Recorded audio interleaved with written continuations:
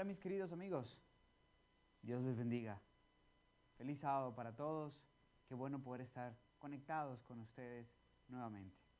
Después de casi 20 días de ausencia, le agradezco a Dios por la oportunidad de poder estar con ustedes para una nueva transmisión.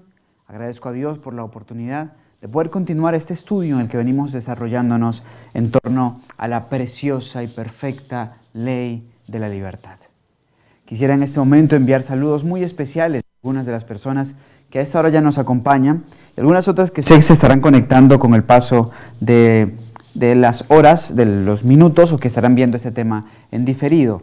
Quiero saludar a nuestros hermanos desde Perú, a nuestros hermanos que nos acompañan constantemente y fielmente de diferentes partes del Perú, Cajamarca, Trujillo, Lima, Arequipa, Cusco, Oxapampa. Bueno, un gran abrazo para todos nuestros hermanos del Perú. También saludar a nuestros hermanos que nos acompañan y nos sintonizan desde Centroamérica, Honduras, Nicaragua, México. Un abrazo muy fraterno para todos ustedes. Y a la vez, pues también saludar a nuestros hermanos que se encuentran en Venezuela. Justamente este servidor estaba allá en Venezuela durante estos días en medio de algunas actividades misioneras muy especiales y doy gracias a Dios por eso, así que saludamos a muchas de esas personas que nos acompañaron en algunos de estos encuentros y con quien tuvimos la oportunidad de compartir en Venezuela, orando siempre por ustedes, mucho ánimo y adelante. Y también pues quiero saludar a nuestros hermanos que nos acompañan desde aquí, desde Colombia. Un saludo muy especial para Linda Lisset Motato Guzmán desde el Meta. Un abrazo muy fraterno para ella. Bien, y así pues el resto de nuestros hermanos en la costa atlántica, en el Valle del Cauca. Un abrazo, hermanos. Gracias por estar con nosotros. Gracias porque, como suelo decir, sin ustedes y sin su apoyo, nosotros no podríamos alcanzar el propósito por el cual Dios ha permitido que este canal exista. Bien, vamos a continuar entonces con nuestra serie, La perfecta ley de la libertad. Pero no vamos a entrar en la palabra, en la belleza de la palabra, sin antes hacer una oración. Así que si tú puedes, acompáñame donde estás, de rodillas. Yo aquí me arrodillaré. Si no te es posible arrodillarte, inclina tu rostro para que hablemos con el Dios del cielo. Padre bueno y misericordioso, en este momento te quiero dar las gracias, Señor, porque tú eres muy bueno con nosotros, tu pueblo. Gracias por tu cuidado, gracias por tu protección y porque nos permites iniciar este sábado con la seguridad de que deseas dar gran bendición para tu pueblo. Por favor, te suplico por tus hijos, quienes están sintonizando este mensaje, quienes están conectados con este mensaje, quienes lo estarán viendo en las próximas horas, en los próximos días, para que tú, oh Dios, puedas ser propicio a la necesidad de sus corazones, para que tú, oh Dios, puedas mostrarles, oh Dios, tu propósito para ellos y afirmarles en el camino de la salvación. Por favor, tú conoces sus problemas, tú conoces los anhelos de su corazón, sabes aquellos padres que oran por sus hijos, aquellos que están pidiendo sabiduría porque están tomando decisiones en torno a la salida del campo, a diferentes cosas. También, oh Dios, te suplico, te imploro por aquellos que están clamando por salud. Oh Dios, conforme tu divina voluntad, obra restauración para que tú seas glorificado. Pero todo esto conforme a tu propósito y a tu omnisapiencia, pues tú sabes qué es lo mejor.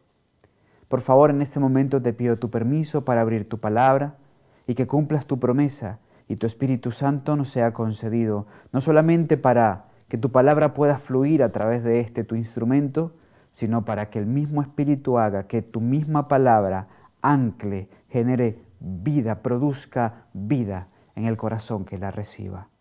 En el nombre de Jesús. Amén.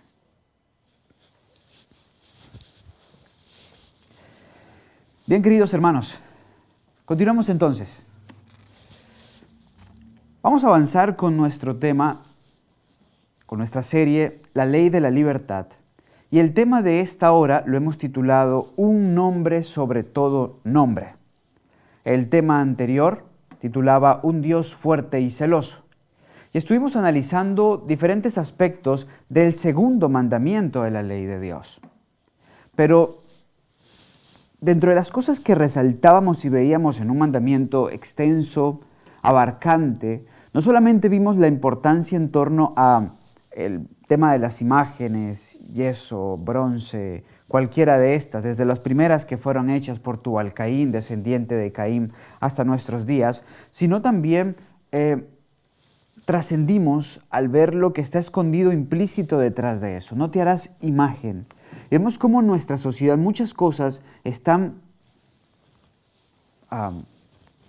muchas imágenes que se multiplican, que se replican, que se llevan de un lugar a otro y que de una forma u otra contribuyen a la violación de ese mandamiento.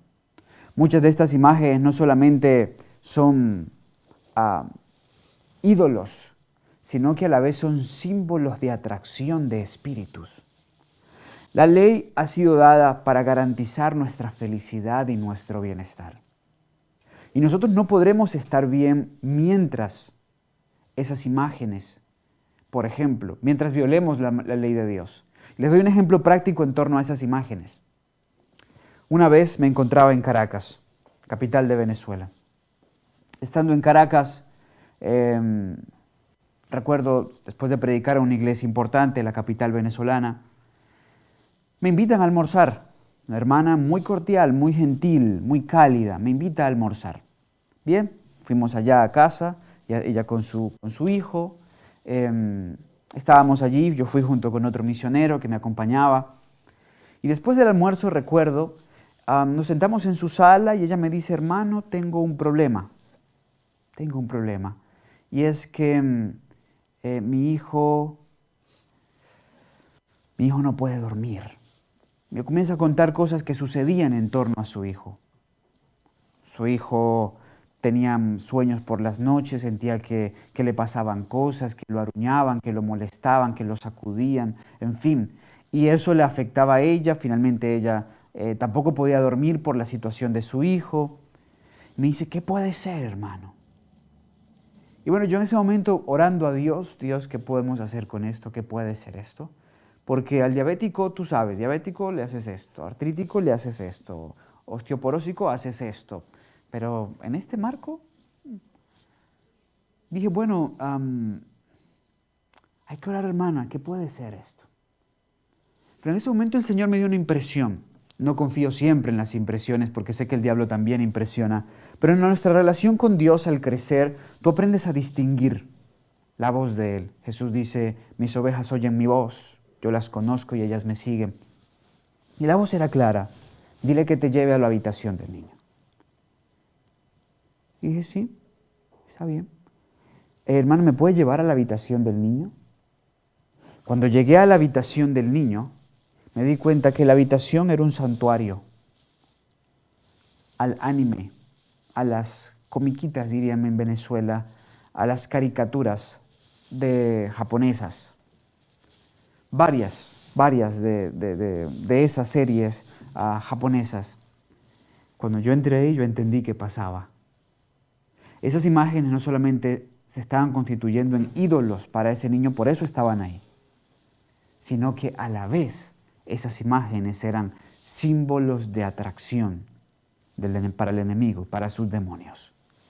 Porque lo que no le pertenece a Dios, le pertenece al diablo. No hay nada neutral, no hay nada que no sea o de Dios o del diablo. Y si no es del Dios, es del diablo.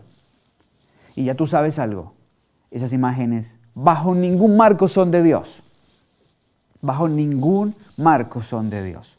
Así que no solamente ahí estaba la violación del segundo mandamiento, sino que se manifestaba la consecuencia de violar dicho mandamiento, pues estas imágenes eran símbolos de atracción. Cuando entré lo entendí y le dije, hermana, ya sé qué hay que hacer. Y entendí por qué Dios me quería que fuera a la habitación. Le dije, ya sé qué hay que hacer, hay que quitar todo eso. ¿Y por qué, hermano? Y tuve que explicarle desde el segundo mandamiento lo que estaba implícito allí. Y bueno, menos mal que esas cosas arden bien en el fuego. Por eso Dios va a purificar la tierra, va a acabar el pecado con fuego. Porque esas cosas arden muy bien en el fuego. Ahora, Eso es una ilustración de lo que tratamos de transmitir, presentar en el tema anterior, sin embargo equilibrando con las declaraciones inspiradas en torno a que no hay problema con un cuadro, en función de lo que ese cuadro exprese o el símbolo que esté presente y es lo que se quiera transmitir con él mismo, siempre y cuando no se convierta, insisto, en un centro de idolatría, o con el retrato incluso de un familiar. No es un pedido de Dios que nos vayamos a un extremo en ese sentido. Y lo planteamos con equilibrio en función de lo que la misma revelación nos dice. Pero ese estudio del segundo mandamiento concluyó con ese énfasis de la parte final del segundo mandamiento, y podemos ir allí nuevamente, Éxodo 20, particularmente versículos 5 y 6, y todo esto como introducción, pequeño repaso del tema anterior,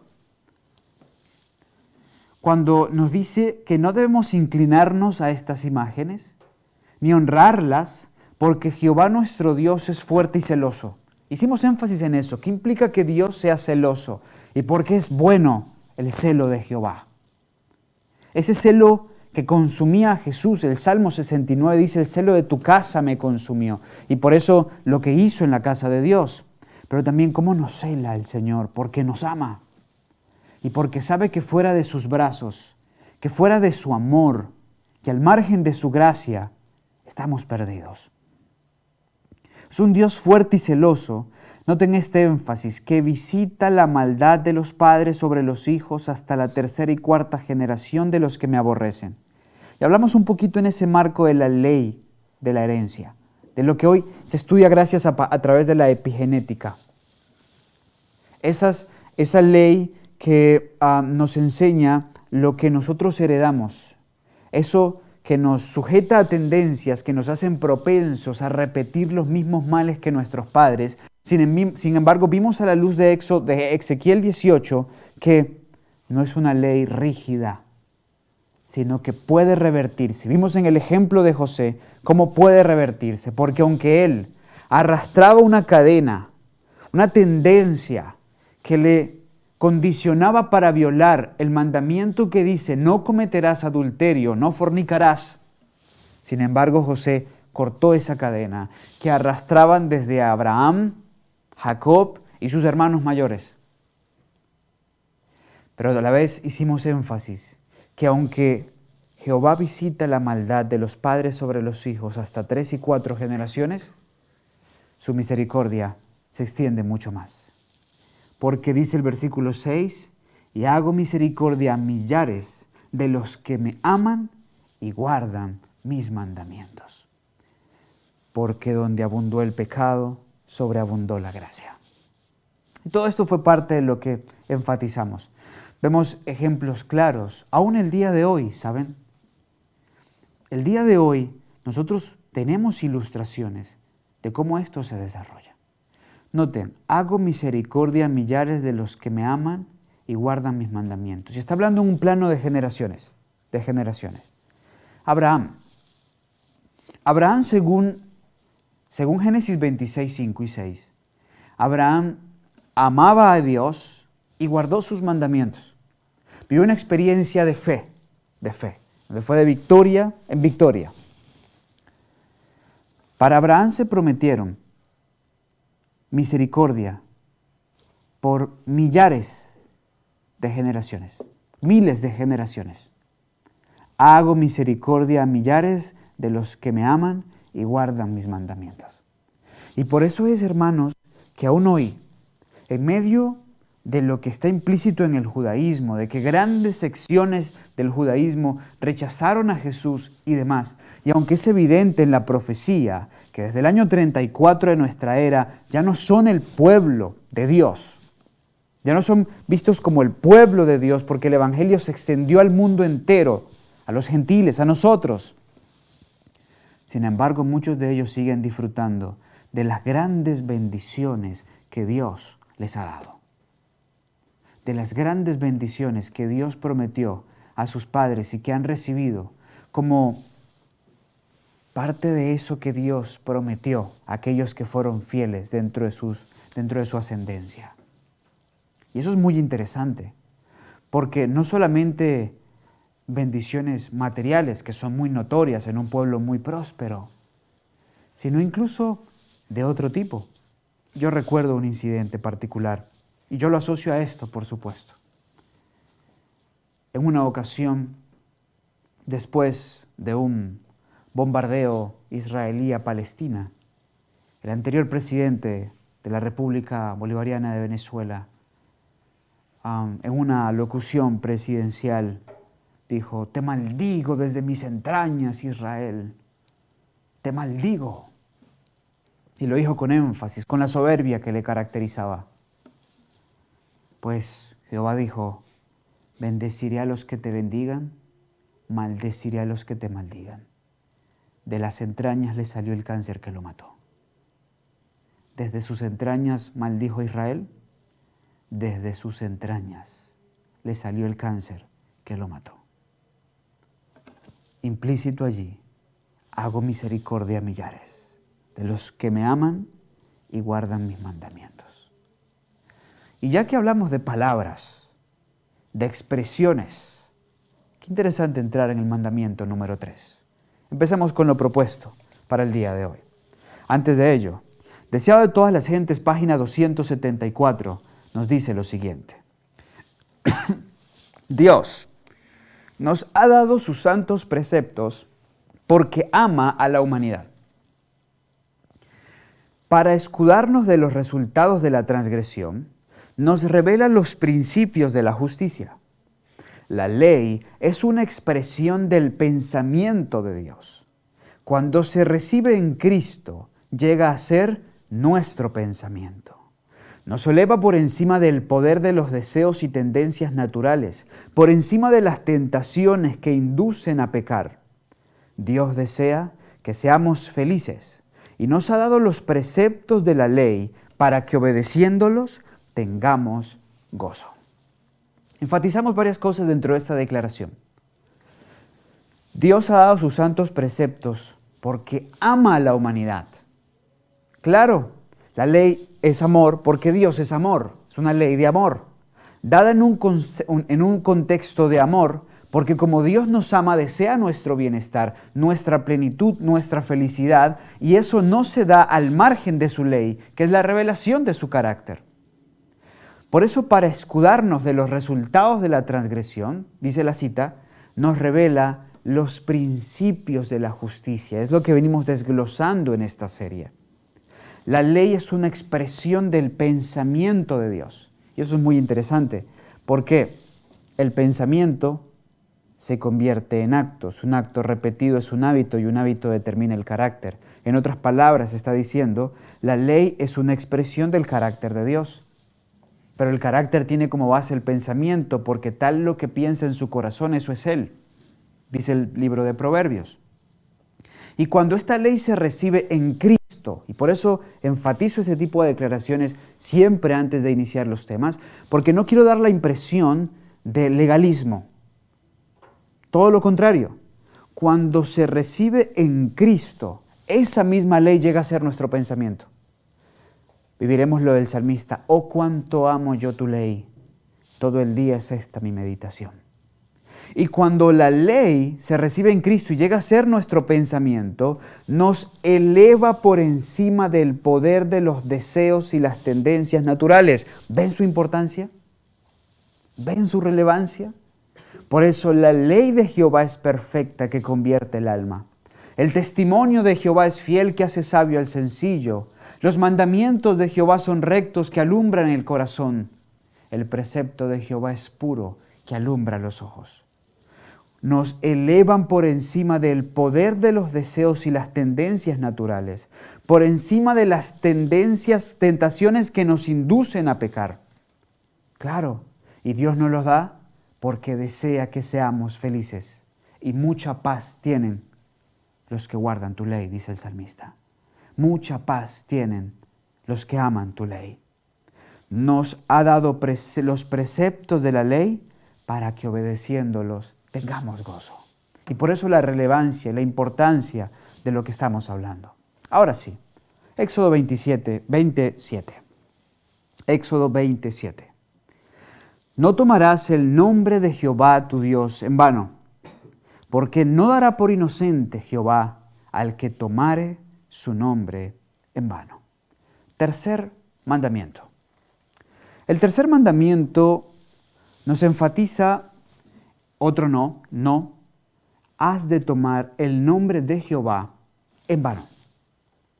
Porque Jehová, que es fuerte y celoso, no da por inocente a aquel que tomare su nombre en vano. Expresiones muy significativas, verbos importantes en la conjugación.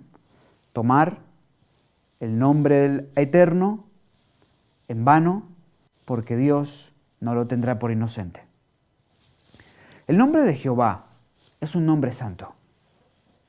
Es tan santo, y esto que voy a contarles puede ser tomado como extremos, pero es tan santo que los santos profetas, cuando escribían, los escribas mismos, cuando escribían lo que hoy llamamos el Antiguo Testamento, por ejemplo, tenían una pluma para contar la historia, para escribir el resto de la palabra inspirada, pero cuando iban a escribir algún nombre sagrado, Elión, Elohim, Yahvé, lo escribían con una pluma única, una que solo se utilizaba para escribir el nombre de Dios. Y esto era así para no perder la importancia del sagrado nombre de Dios. Noten algo, tanto en el Antiguo como en el Nuevo Testamento, dos testigos. En la boca de dos testigos, dice la Escritura, el testimonio es seguro. Salmos capítulo 111, corrijo, no es el 11, allí coloqué 11, es en realidad el 111, versículo número 9. Salmo 111, versículo 9, parte final del texto nos dice, santo y temible es su nombre. ¿Cómo es su nombre? Santo y temible. Lucas 1:49 y también versículo 50 pueden anexarlo. Aquí está María, la Virgen María, ya con el niño en su vientre. Está adorando a Dios. Y noten que ella misma dice de Dios lo siguiente, porque me ha hecho grandes cosas el poderoso. Santo es su nombre y su misericordia es de generación en generación a los que le temen. Muy interesante que ella conecta el tercer mandamiento con el segundo mandamiento, en orden invertido, porque el versículo 50 hace énfasis en que su misericordia es de generación en generación a los que le temen. Eso dice el segundo mandamiento. Pero el versículo 49 hace énfasis en un aspecto del tercer mandamiento, porque santo es su nombre, grande es Él y poderoso.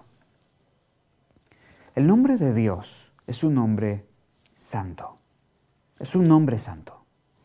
Y este mandamiento nos fue dado, entre otras cosas, para recalcar al hombre la reverencia que tiene que tener al referirse incluso a ese Dios santo. Sí, un Dios al que nos podemos acercar como confianza, como el que habla con un amigo, con la seguridad de que nos ama porque a la vez es nuestro Padre, sin embargo de quien no podemos perder de vista, que es un Dios santo.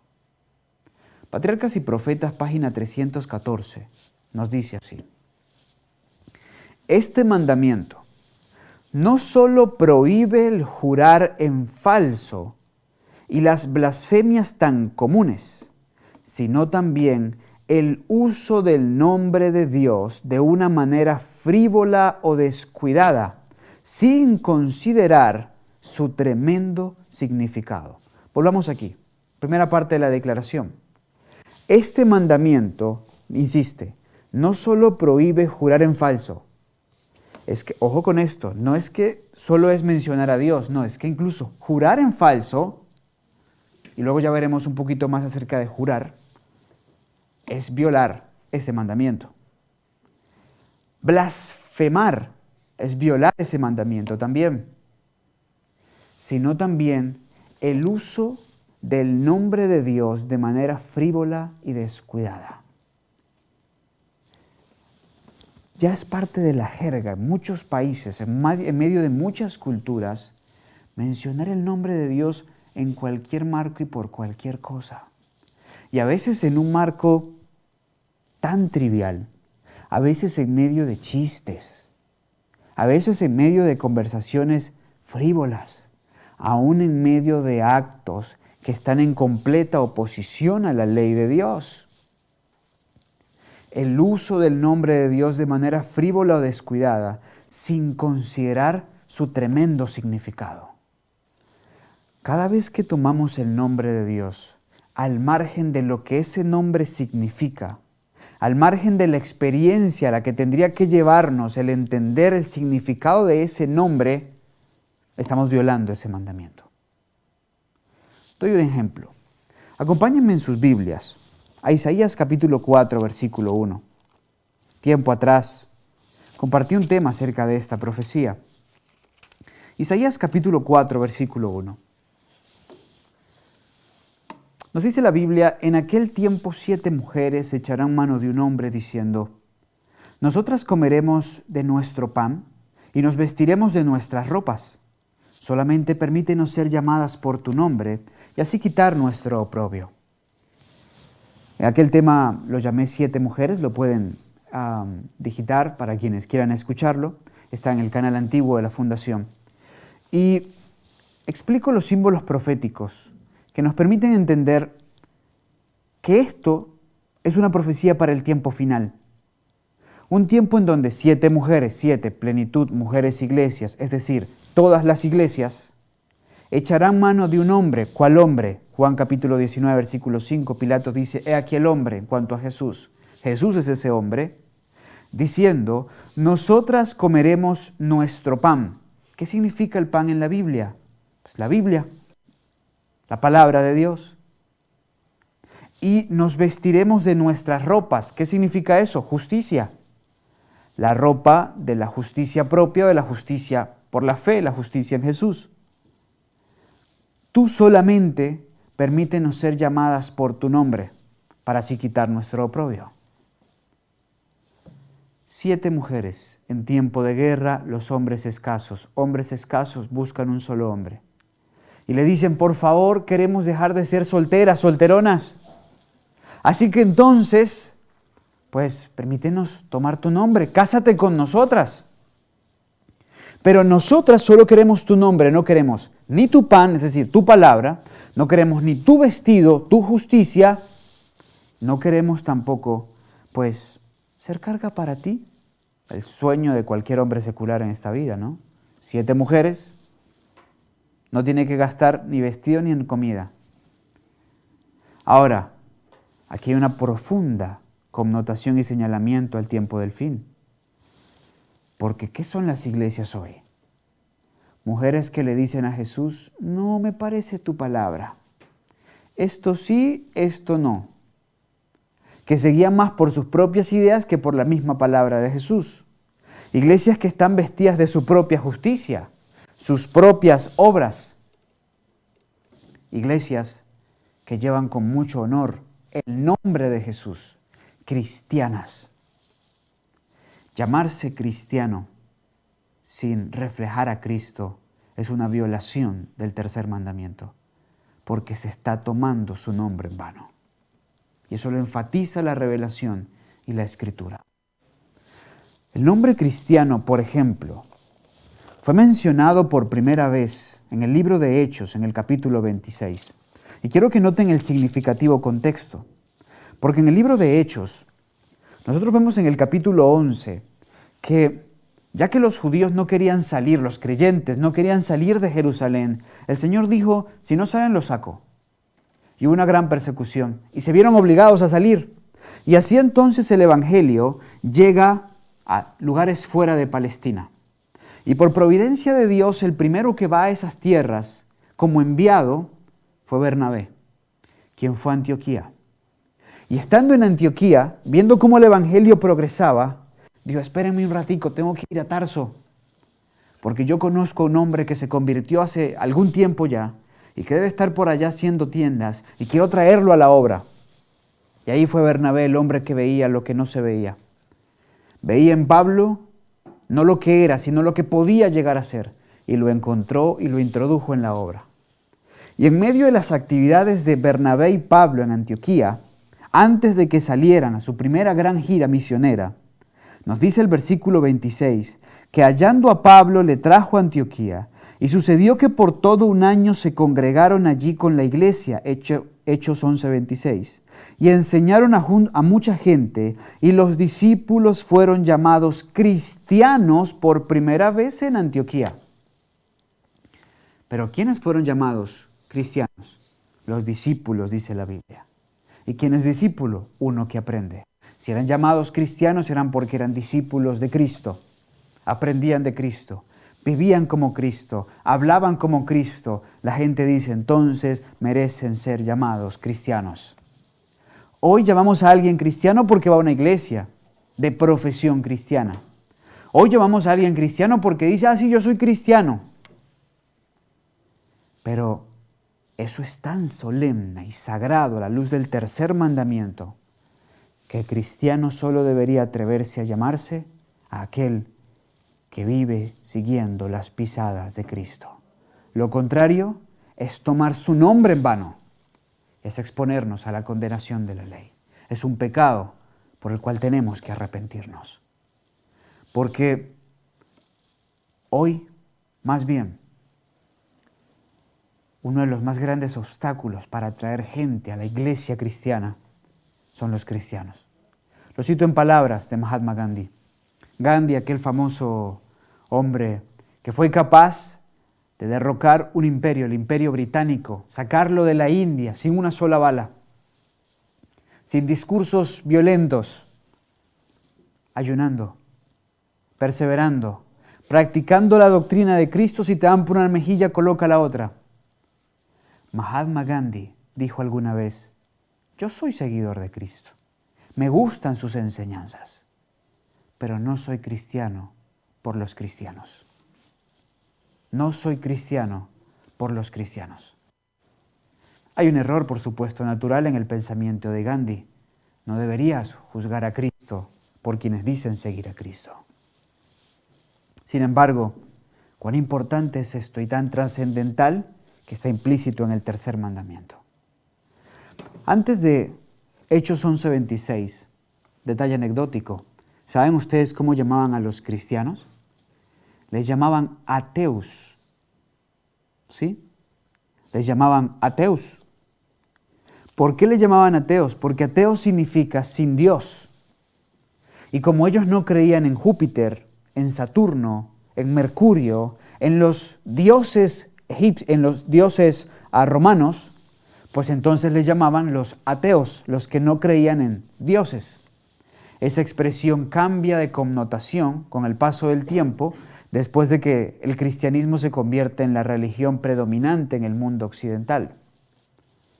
Es interesante de dónde viene esa declaración. Fueron los padres de nuestra iglesia los primeros en ser llamados ateos.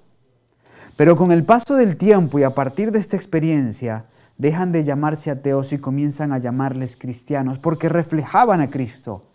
Vivían a la luz del tercer mandamiento. Volvamos a nuestra declaración de Patriarcas y Profetas, página 314.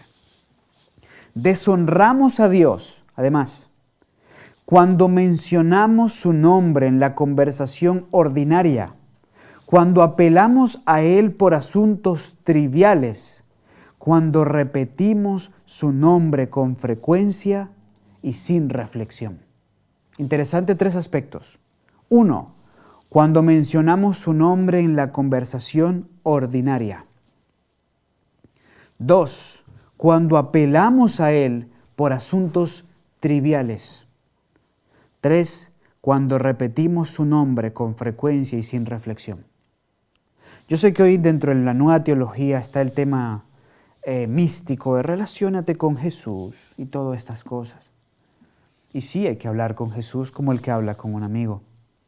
Lo mencionamos con la confianza de que es nuestro Padre y nos ama, podemos acercarnos al Padre Celestial. Pero hay que saber quién es. Jehová fuerte y celoso. Santo es su nombre. Apelar a Él por asuntos triviales. Recuerdo Recuerdo en diciembre del año pasado, me encontraba predicando en un congreso juvenil en la costa atlántica colombiana y el día que me tocaba regresar en un vuelo junto con mi compañero Luismer, estábamos en los aeropuertos y todo esto. Y justamente para ese momento se celebraba la final de la Copa Mundial de Fútbol. Debió haber sido el 18 de noviembre del año pasado. Y recuerdo alguna persona en particular y en específico con quien tuvimos contacto en ese marco, que estaba pidiéndole a Dios, orando a Dios, incluso haciendo un pacto con Dios si Argentina ganaba el Mundial de Fútbol. Lo peor es que como lo ganó, seguramente creyó que fue parte de la respuesta de Dios. ¿Y ustedes creen que Dios estaba ahí? Pendiente de eso, ocupado en algo que está diseñado con propósitos firmemente vinculados al enemigo de las almas? No, eso es tomar el tercer mandamiento, eso es violar el tercer mandamiento, eso es tomar el nombre de Dios en vano. Cuando repetimos su nombre con frecuencia y sin reflexión, como decíamos, que es parte de la jerga ya del vulgo, del común en las personas, todos debieran meditar en su majestad, su pureza y su santidad, para que el corazón comprenda su exaltado carácter y su santo nombre se pronuncie con respeto y solemnidad. ¿Alcanzamos a ver el equilibrio?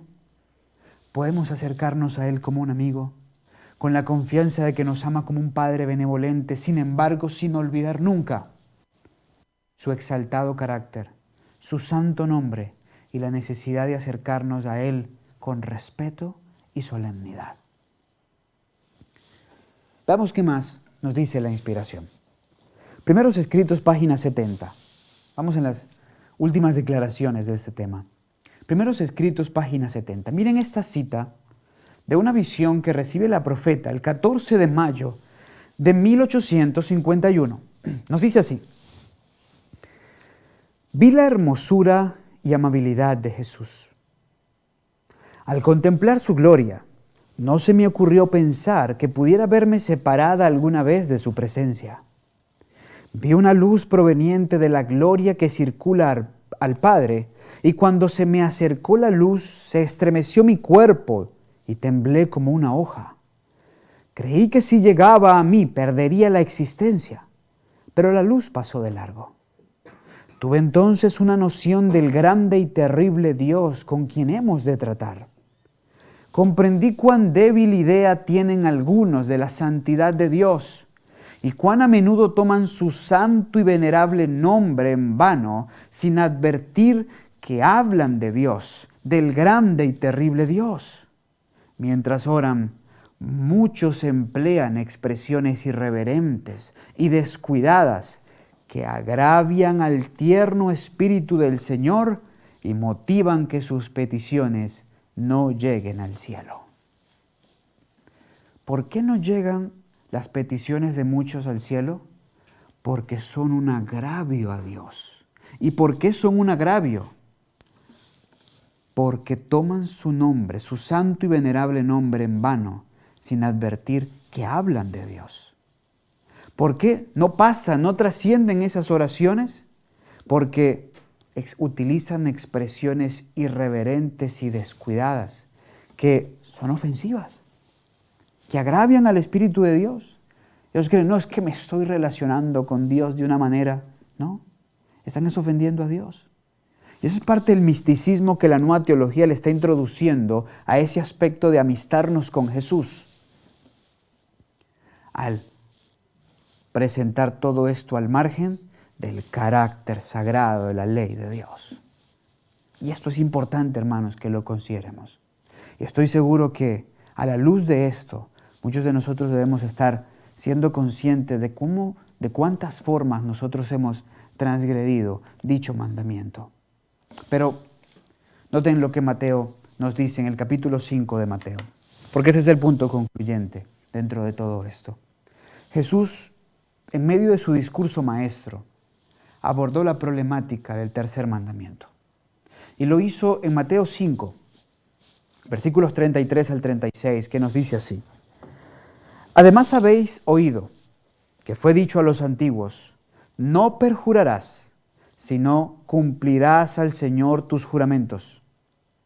Pero yo os digo, no juréis en ninguna manera, ni por el cielo porque es el trono de Dios, ni por la tierra porque es el estrado de tus pies, ni por Jerusalén porque es la ciudad del gran rey, ni por tu cabeza jurarás, porque no puedes hacer blanco o negro un solo cabello. Interesante. Aquí Jesús dice, tú viste que fue dicho a los antiguos, no perjurarás, sino cumplirás al Señor tus juramentos. Llega Jesús y dice, yo se los aclaro aún más, no vas a jurar en ninguna manera. Ni por lo que está en el cielo, ni por el trono de Dios, ni por la tierra, ni por el estrado de tus pies. Hay personas que dicen, lo juro por mis hijos, lo juro por esto otro, tratando de que bajo esa expresión juro, su expresión, su palabra, su dicho tenga mayor credibilidad. Jesús dice, no, porque ni Jerusalén, ni tu hijo, ni tu cabeza, ni tus pies, ni la iglesia es tuyo, es de Dios. Y no vas a jurar por lo que no es tuyo. No vas a jurar por lo que es de Dios, porque si juras por lo que es de Dios, estás violando el nombre de Dios. Por eso, Discurso Maestro de Jesucristo, página 58, explicándonos esto, nos dice lo siguiente. Se nos indica por qué se dio este mandamiento. No hemos de jurar. Todo proviene de Dios. No tenemos nada que no hayamos recibido. Además, no tenemos nada que no haya sido comprado para nosotros por la sangre de Cristo. Todo lo que poseemos nos llega con el sello de la cruz y ha sido comprado con la sangre que es más preciosa que cuanto puede imaginarse, porque es la vida de Dios.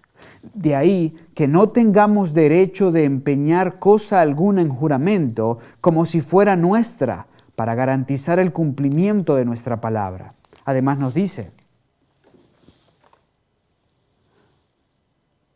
los judíos entendían que el tercer mandamiento prohibía el uso profano del nombre de Dios, pero se creían libres para pronunciar otros juramentos. Prestar juramentos era común entre ellos. Por medio de Moisés se les prohibió jurar en falso, pero tenían muchos artificios para librarse de la obligación que entraña un juramento. No temían incurrir en lo que era realmente blasfemia, ni les atemorizaba el perjurio, siempre que estuviera disfrazado por algún subterfugio técnico que les permitiera eludir la ley. Jesús condenó sus prácticas y declaró que su costumbre de jurar era una transgresión del mandamiento de Dios. ¿Cuál mandamiento? El tercer mandamiento. Sin embargo, equilibrio. Pero el Salvador no prohibió el juramento judicial o legal, en el cual se pide solemnemente a Dios que sea testigo de cuanto se dice, de que cuanto se dice es la verdad y nada más que la verdad. Para quienes nos escuchan de los Estados Unidos de Norteamérica, por ejemplo, y la mayoría ha visto esto en películas seguramente, saben que allá se jura con la mano sobre la Biblia y otra levantada. Cuando esto se hace, se está invitando a Dios que sea testigo de que lo que se está diciendo es verdad y solamente la verdad. Y la inspiración dice, eso no es malo hacerlo. No.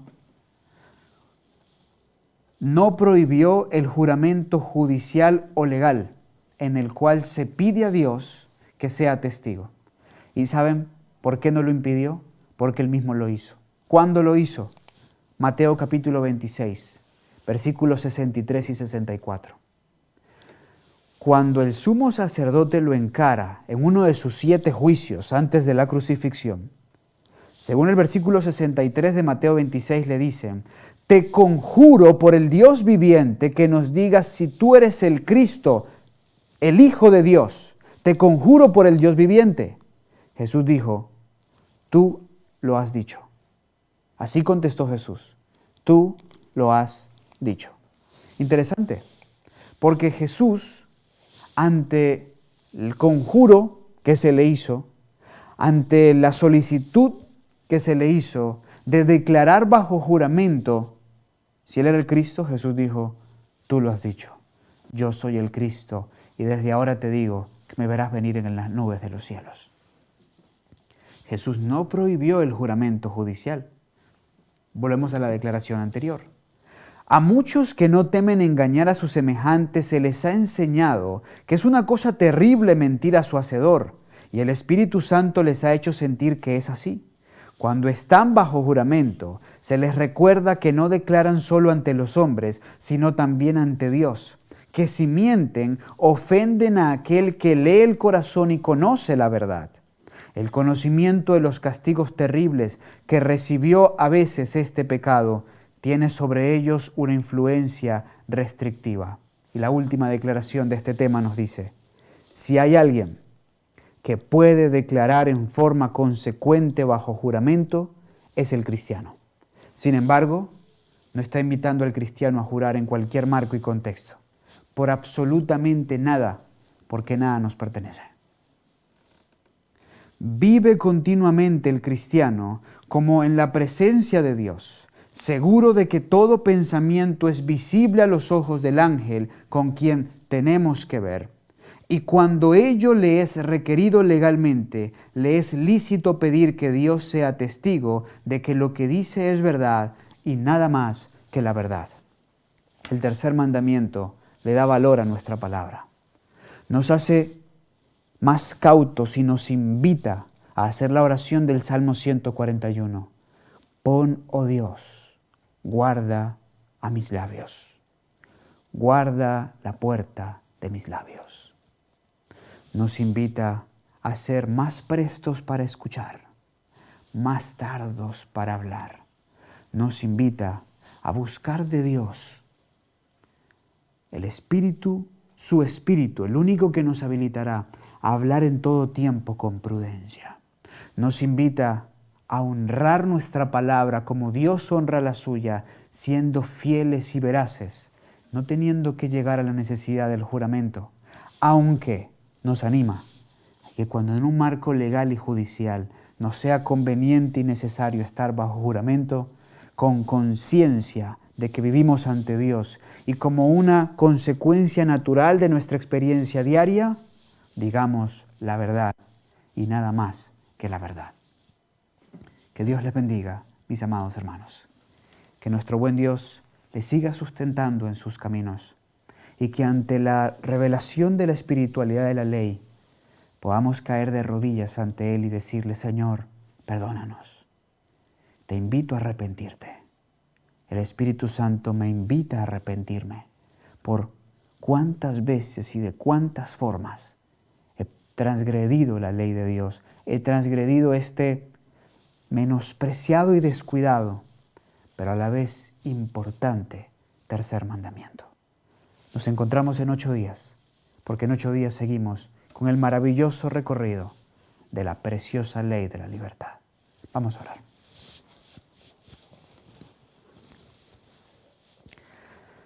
Padre bueno, en esta hora me uno a mis hermanos para pedirte perdón, porque hemos usado tu nombre con trivialidad, porque hemos presentado ante ti asuntos profanos, triviales. Oh Dios, porque hemos representado indignamente el nombre de cristianos, porque no hemos vivido a la altura de quienes creemos, no solamente en el sábado, como séptimo día de Dios, como día de Dios, sino que también hemos socavado la creencia del advenimiento del Cristo por no vivir a la altura de esas solemnes verdades, por no vivir siguiendo auténticamente las pisadas de nuestro Señor. Perdónanos, Padre, y escucha por favor el clamor de tus hijos que hasta ahora se unen al mío para pedirte perdón, y que nos ayudes, nos habilites mediante tu Espíritu Santo, para que podamos experimentar en nuestras vidas que el nombre de Jesús, que no hay otro nombre dado a los hombres en el cual podamos ser salvos, ni que no hay otro nombre más digno de ser representado que el de Jesús. Danos de tu Espíritu Santo para vivir como auténticos seguidores de Cristo. En el nombre de Jesús. Amén. Y amén.